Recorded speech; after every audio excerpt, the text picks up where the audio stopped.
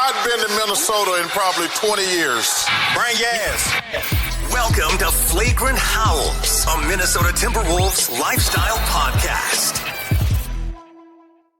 Okay, welcome in. So yesterday we were going to do our State of the Wolves episode, but then they had a tip-off at 1:30. And it's like, let's see what happens.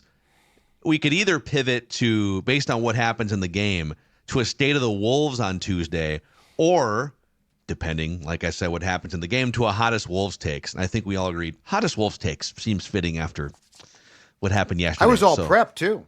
On Sunday, I sat State down. of or for Hottest? No, State of.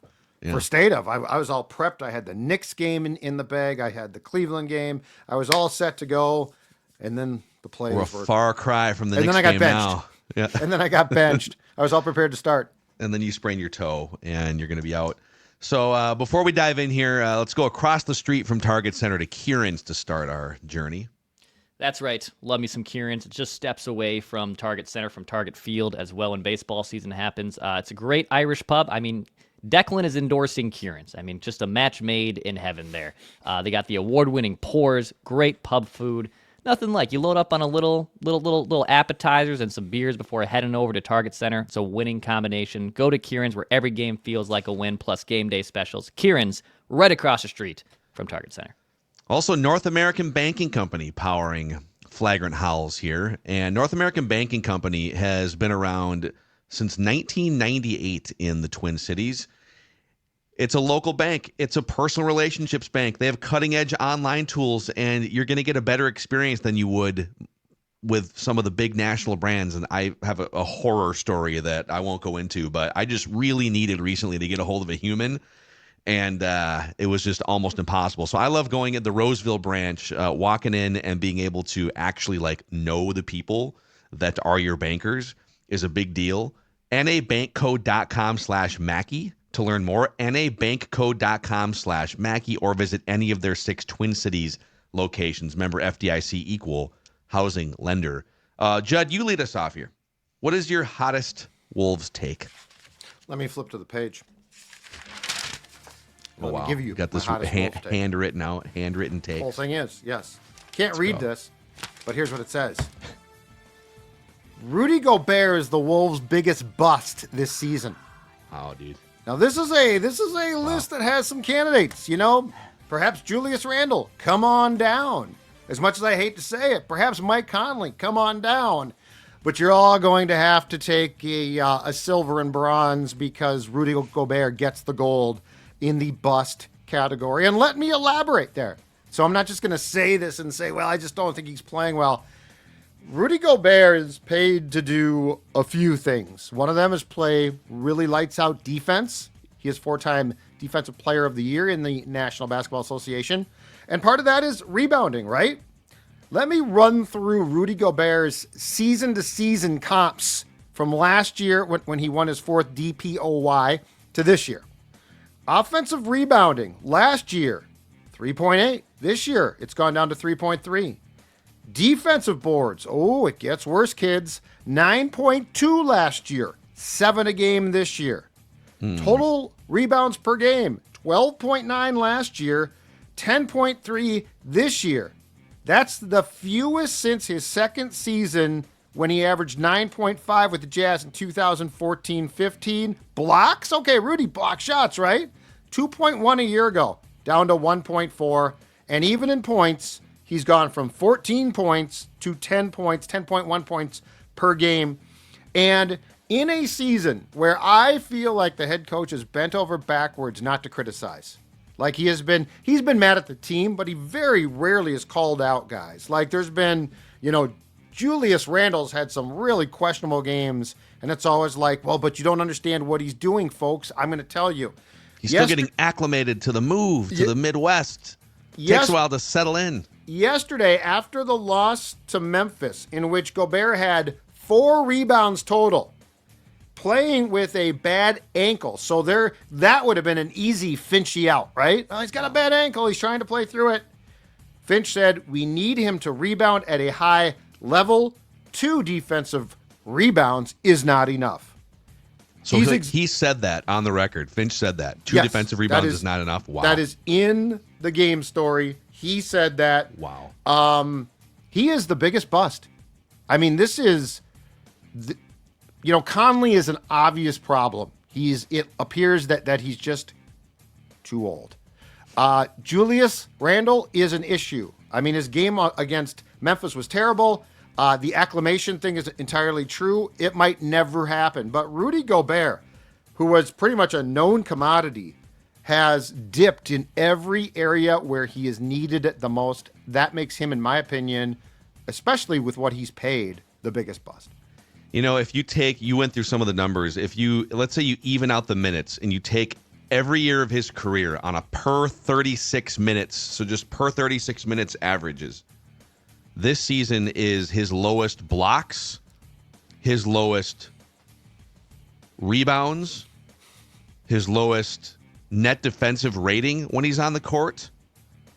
It is, you kind of thought, at least, I don't know, I did, maybe mistakenly, or maybe because he was like, his first year with the Wolves was a step back, and he was fatigued and had a knee problem coming from the international play. Yep. So maybe injuries are holding him back again, but that's part of the equation when you get into your 30s as a 7-footer, well-traveled. You've been in the league for 12 or 13 years. But I kind of thought he's the type of guy, those shot blocking, rebounding types, like Tyson Chandler and Dikembe Mutombo, these guys, you can still play into your mid-30s pretty effectively and just be good at those things. What I don't get is why they continue to play him 33 minutes. Like, he's literally playing 33 and a half minutes a game. At age 32, they already decided that, hey, we're going to bring his contract down here. We all agreeing that he's not a super max player anymore. For context, age 32 season, Rudy Gobert is playing 2 more minutes per game than prime Kevin Garnett did with, I think it was his first year in Boston, or maybe second year in Boston. So and they're not like lush with big men, so they got to be a little careful, running out small lineups. But it is, I think where I'll defend him a little bit is the aesthetics of his game and the way that he impacts a game. Like, he's always underappreciated, even last year. It's like, well, what does he do? Like, he's an overrated defender. No, he is preventing so many things from happening before they happen because of his prowess as a defender. And yeah, it's frustrating when the things that you can see, which are like a ball bouncing off his hands or whatever. Or those passes. That pass he threw yesterday in crunch time was awful. But that's like, it feels like there's more plays like that where he's just throwing a ball away, or he's trying to do something on offense that he just shouldn't do. Just set screens, free guys up, grab rebounds, and throw down alley-oops. Those are your jobs on offense. I don't think Finch criticizes him, though, unless he really is at his wit's end here.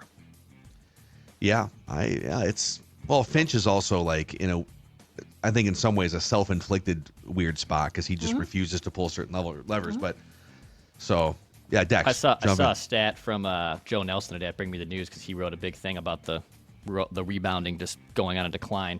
So the Wolves are 6-12 in games where Rudy grabs fewer than 10 boards. They're 16-9 when he's grabbing double-digit rebounds. So, like, literally just a huge swing there when he's active on the glass. Yeah, it's this will segue into my hottest Wolves take here. I feel like I have 3 or 4 of them brewing. We'll see where this goes, but the Rudy thing kind of gets wrapped up into this for me. That Donte DiVincenzo's injury changes everything about the next 3 months. Everything. That's my hottest take. So it is classified as a grade 3 great toe sprain, right? Your great toe, that's your big toe. Big toe. The old big toe is hurt. And, according to the internet, this is turf toe. This is what a grade 3 means, like things are torn. It's not just a strain or something.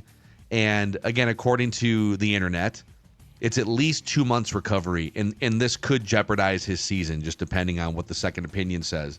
Yep. As a starter, Donte DiVincenzo, just playing more with Anthony Edwards, playing more minutes, almost 18 points a game, 5 rebounds, 5 assists, 2 steals, 42% from 3, flying all over the place, raising the energy level of this team. And this injury, so you take away one of your best players, one of your best scorers, most versatile player, right? And to me, this confirms, if there was any doubt, you are stuck in play-inville now. Like you decide to make this trade, and you start to get things going in the right direction.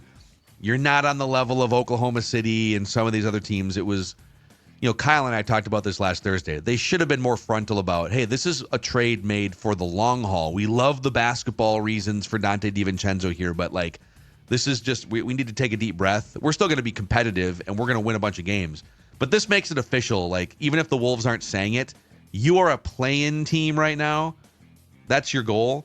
So your new focus should not be grinding out 33 minutes of Gobert because you trust his veteran experience. And even Finch said yesterday, why wasn't Dillingham out there at the end? Well, because I trust the experience of Mike Conley. So here's what the new focus should be the next 3 months for the Timberwolves. Focus on getting into your next 3-year window.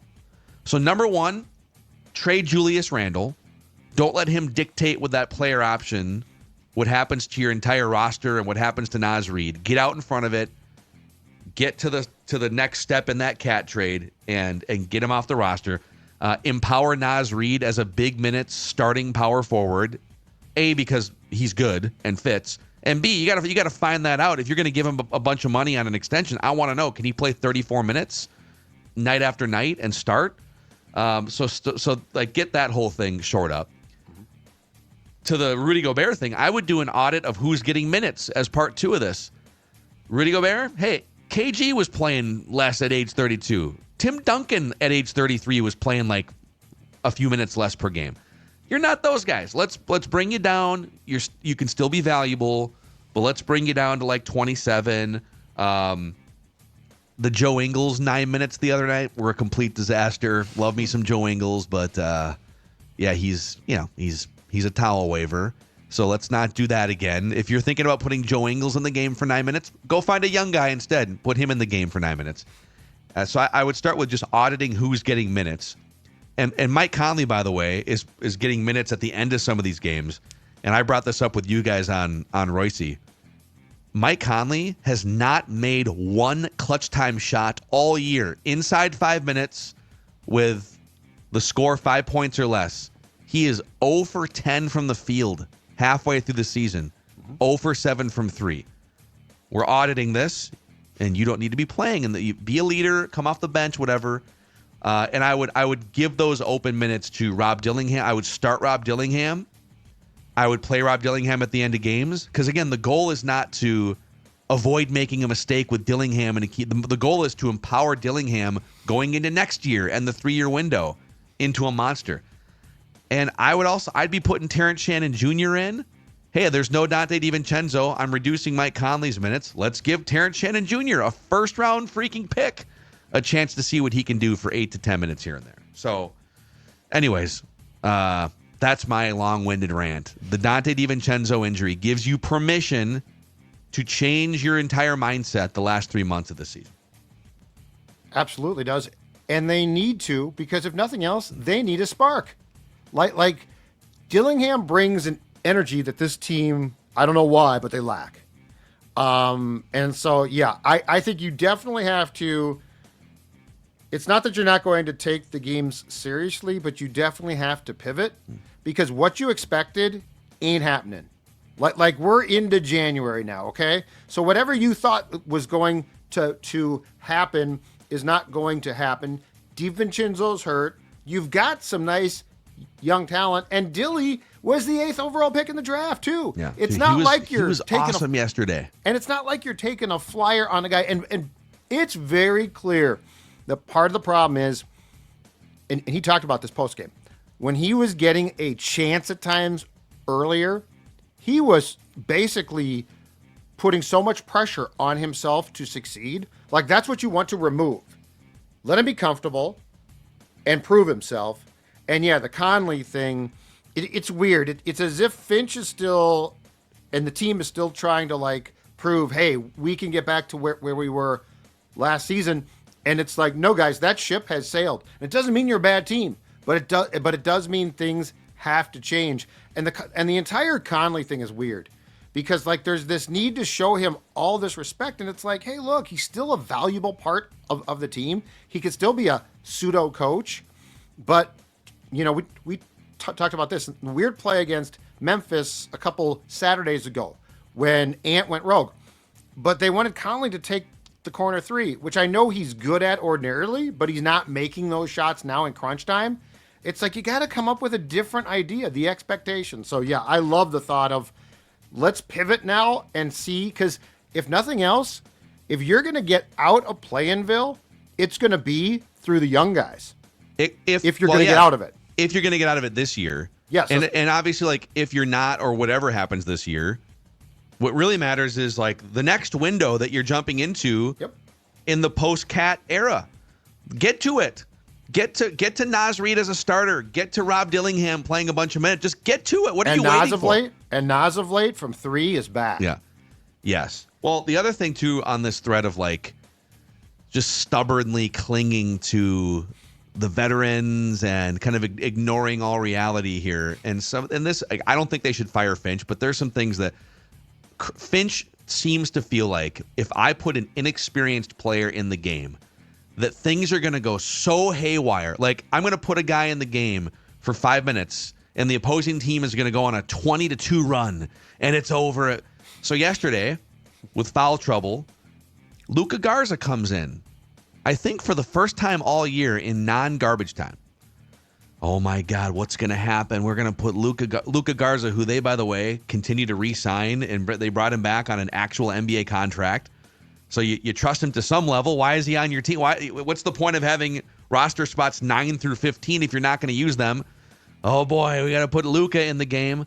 So he's out there for 4 minutes, doesn't really like do anything in the box score, actually committed a couple of fouls. Well, guess what happens?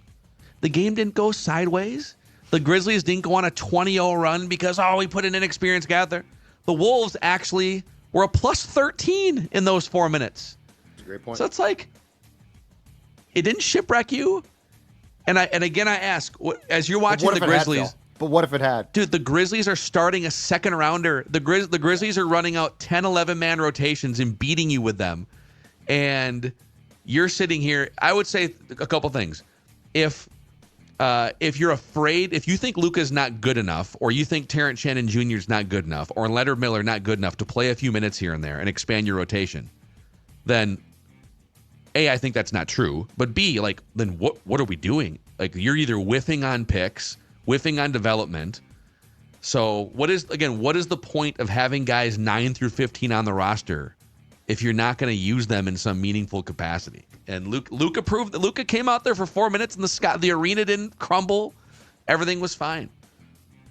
I don't know if this means more Luka or it's just proving a point that you can throw a guy out there, and if it's not working, okay, we might rip you a little bit for a bad lineup combo. Some of it depends on the timing, but anyways. Dex, before you get to your hottest take, let's talk about Wolves Realtor, our friend, helping people with their housing. Yeah, our friend Heather at wolvesrealtor.com. So it's the new year, and you wanted to buy a house. You want to sell your house. You want to figure out what to do with those next steps. Heather's our Wolves real estate MVP. You can go get a consultation with her at wolvesrealtor.com to get that process started. It's an intimidating, sometimes confusing process, and luckily Heather's here for you to walk you through that all the way, and then probably also has some takes on Luka getting those garbage time minutes or how they should trade Julius Randle. She loves talking Wolves. Plus, you can still win tickets to the Wolves game against the Rockets on February 6th. You go to wolvesrealtor.com, fill out the form. Everyone who enters also gets a schedule magnet as well, so you get something. wolvesrealtor.com for those real estate needs and to win tickets to the Rockets game on February 6th. May I suggest she comes on at some point? I would love to hear her vent. Maybe you write that down session. She's a diehard fan. I would love to hear what a diehard fan thinks. You had a chance to talk to her at the Purple Daily Unplugged no one event introduced a couple me. weeks ago, and no one introduced me. I didn't know who she was. We've never met. Antisocial. I did not decide to be antisocial. I was not introduced. My friends were very rude. Oh, okay. Heather, I'm sorry about that. My buddies, they're not. Judd, let me introduce you to our friends at Park Dental.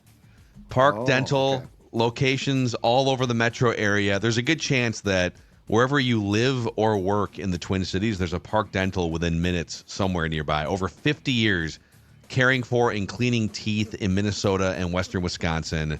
And I feel great about my new dentist. Was looking for a new dentist. My old one retired. And Park Dental opened their arms and said, "Come on in here, Phil. We'll listen to your unhinged rants about the Wolves' rotations and minutes allocation." Julius Randle. Schedule your checkup at parkdental.com. It's parkdental.com. All right, Dex, what's your hottest Wolves take? So I saw this idea floating around the Twitter sphere yesterday. I'm gonna take it and I'm gonna say do it. Tim Connolly, here's my hottest take. Tim Connolly, pick up the phone and swing Julius Randle for Jordan Poole. Oh my. So pick up the phone. I don't know, dude. And pick up for Jordan Poole. So Sam Vecini of Game Theory, actually, I think this was a feedback question he got on one of his show. And at first it was the meme of the the meme where it's like, oh, I don't know about that, but oh, wait, could this work? So Jordan Poole right now is on a horrible Washington Wizards team. He does get up a lot of shots. There might be some reminiscence of some Julius Randle to the Jordan Poole type of game where he wants his shots for sure, but he's a much more efficient scorer. Would he also complement Anthony Edwards and the explosiveness as a shooting guard? The trade does work on the trade machine. If you were to make this trade, gives the Wolves a +4 wins.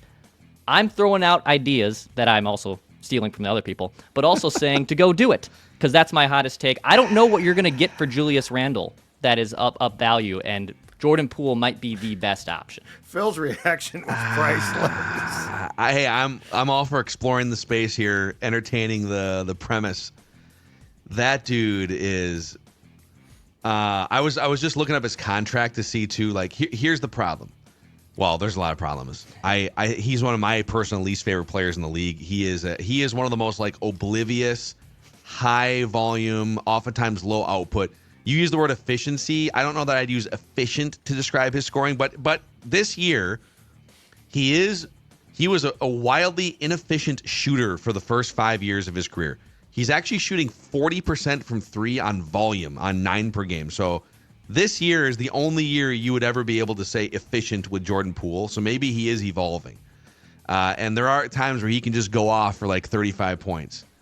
But in terms of just lack of self-awareness, offensive gunners, I think he's destined to just be a big-time scorer on bad teams throughout his career. The contract makes me the most nervous because part of the goal of getting rid of Julius Randle is to clear out that $29 million to get under the second apron so you can bring back Naz Reid and maybe Nikhil. And Jordan Poole is going to make $30 million. He makes $29.5 this year, but then he's under contract for 2 more years at $32 and $34 million. So you would essentially be making that trade, and you would be saying Jordan Poole over Naz Reid and or Nikhil Alexander-Walker, and I can't do it. Keep throwing the ideas out, though. That's fine. Yeah, thanks, Judd has a strong Jordan Poole opinion. I don't. No. I'm going to let you carry the day on Jordan Poole.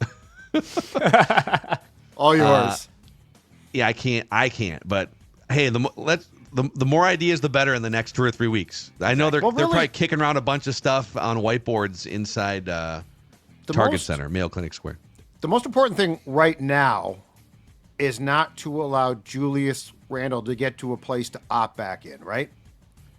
Well, if you don't trade him, could you accomplish that by starting Naz Reid over him? And he would say, well, I'm not going to opt back in here. Or would he opt in and then you... Another option would be you could get him to opt in and then facilitate a trade, but I don't know, man, this summer.